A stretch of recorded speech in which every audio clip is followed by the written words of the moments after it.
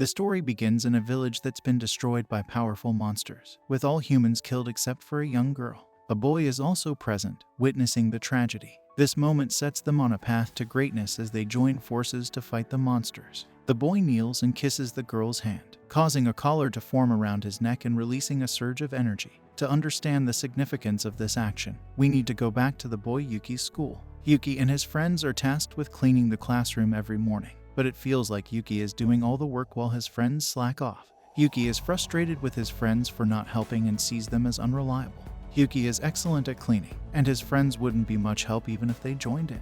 The girls at the school often arrive late, and Yuki and the other boys can't complain about it because girls in this world have special powers that make them more valuable to society. As a result, boys are considered second-class citizens and end up doing undesirable tasks. One of Yuki's friends arrives with a torn shirt button, but Yuki is prepared with a sewing kit. Yuki skillfully sews the button back on at high speed, impressing his friends. However, Yuki doesn't think this will help him get a girlfriend, so he doesn't boast about it. His friends ask where he learned such skills, and Yuki reveals that his older sister taught him. She encouraged him to learn cooking, cleaning, and other skills, as boys in their world don't have special powers and need to be self-reliant if they want good wives. Yuki shares that if he didn't learn something or didn't do it well enough, his sister would put him in a headlock until he got it right. One of Yuki's friends sympathizes with the challenges Yuki faced, but the other friend is puzzled because he heard something terrible happen to Yuki's sister. Yuki avoids discussing the topic and shifts the conversation to focus on their class for the day. In the evening, Yuki leaves a job fair feeling down because he realizes he'll have to start a career soon. He's worried that he might have to work hard for the rest of his life. While walking, he sees a signboard listing the number of accidents that happened this month due to Mato incident. More than 30 people lost their lives in these incidents, but Yuki doesn't pay much attention to it. Instead, he's focused on the idea of having a normal job and living a regular life. However, he doesn't want to be just an ordinary person in this world. He hopes there's something he can do to make a difference. Yuki's wish to not be ordinary comes true sooner than he expected.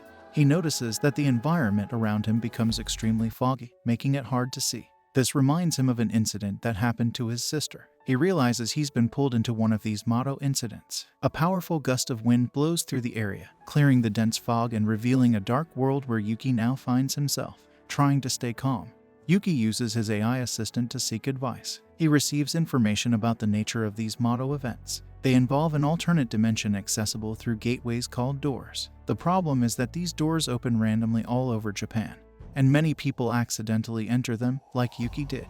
Countless casualties have occurred due to these accidental crossovers or the creatures from this dimension entering Japan. The only advice the AI can offer Yuki is to wait for rescue by the Demon Defense Corps. In this strange and dangerous dimension, Yuki is left with little choice but to hope for help to arrive. Yuki initially considers staying where he is as advised, but quickly realizes he's in danger. Right where he entered this world, a creature called a Shuuki was lurking underground, waiting for him to land. Staying put is no longer an option as the Shuuki tries to kill Yuki with a powerful attack. He narrowly escapes the attack, but he loses his internet connection on his phone, leaving him on his own. He runs away from the Shuuki, but he soon reaches a dead end. The Shuuki calls in more of its kind to attack Yuki, and with death looming, Yuki looks for anything to defend himself. He grabs a rock, but it only angers the Shuuki further, and it lunges at him. Yuki believes his fate is sealed, destined to become just another casualty in this dangerous dimension.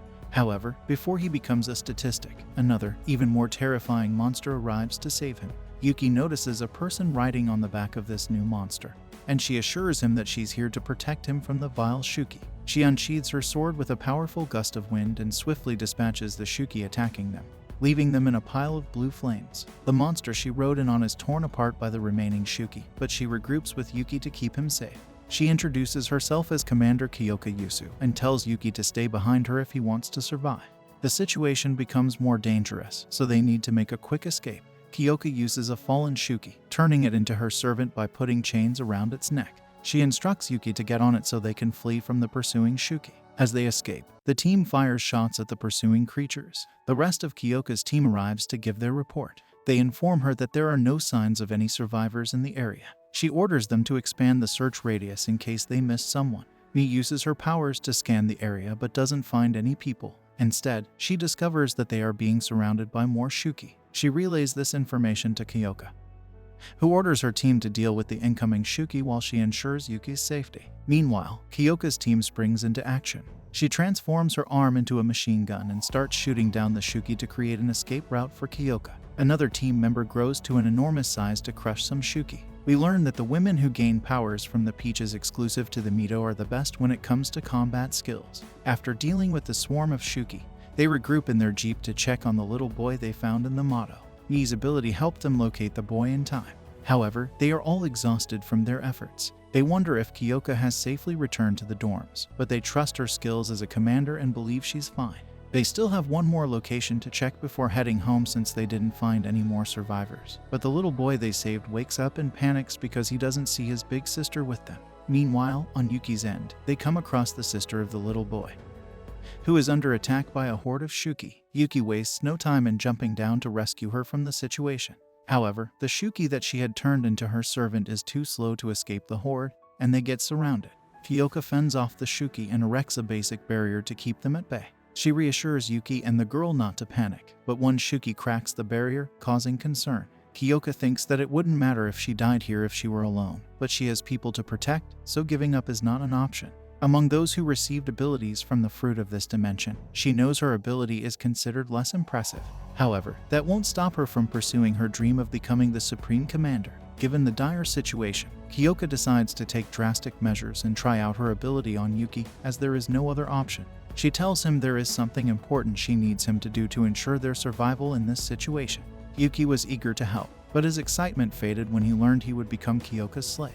Kyouka asked a little girl to close her eyes, explaining that enhanced strength could help them escape, but it required using her ability on Yuki. She reluctantly stretched out her hand, and when Yuki licked it, he transformed into a powerful monster, gaining the strength needed to easily defeat the approaching Shuuki creatures. Kyouka was thrilled to see her ability working well. She placed the little girl on Yuki's back, and with his newfound power, they safely reached the rest of the team, who took the girl to safety. However, the remaining Shuuki creatures combined into one massive Shuuki. Kyouka mounted Yuki again and ordered him to defeat this final Shuuki. Together, they easily defeated it with their combined strength. Once the battle was over, Kyouka's ability wore off, and Yuki returned to his original form. Kyouka's teammates arrived to check on them, but Kyouka asked for some time to talk with Yuki privately. She was surprised by his newfound power, but wanted to address a downside of her ability.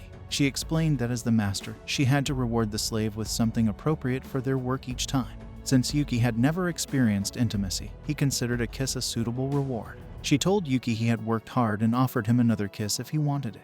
Yuki felt too embarrassed and declined, accidentally knocking off Kyouka's hat in the process. Both were flushed with embarrassment, as they hadn't expected this situation. Kyouka had previously rewarded her Shuuki slaves with pork slices, but they were not as cultured as Yuki. Despite her embarrassment, Kyouka's body compelled her to continue kissing Yuki until he was satisfied with his reward. Several minutes later, Yuki was finally satisfied with his kiss from Kyouka. Kyouka tried to downplay the kiss, and they started discussing the dangers of the Shuuki creatures. She explained that even one Shuuki making it into Japan could cause numerous casualties. Kyouka's goal was to become the Supreme Commander and lead all the other commanders to exterminate the Shuuki once and for all. With Yuki's newfound power and courage, she believed she had a chance to achieve it. She invited Yuki to work with her and her team. Yuki was happy to receive the invitation but admitted that he wasn't exceptional in academics or sports. The only thing he was genuinely good at was cleaning. However, Kyouka appreciated men who could cook and clean, and she admired his bravery in protecting the little girl despite the overwhelming odds. She believed that kind of courage was invaluable in their line of work, and she considered him a great person. Yuki agreed to be her slave if it meant he could become a hero and participate in meaningful activities.